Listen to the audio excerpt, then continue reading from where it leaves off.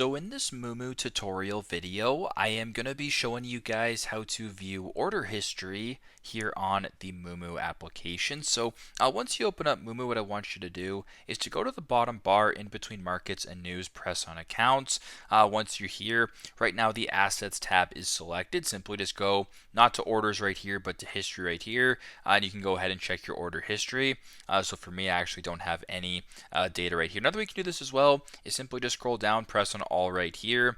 Then if you keep scrolling down to where it says trade, it says order history, press on that icon right here. And once you're here, you can view your order history through Moomoo. So super simple, super straightforward. That is how to view your order history in Moomoo. Thanks again for watching, and I hope this video helps.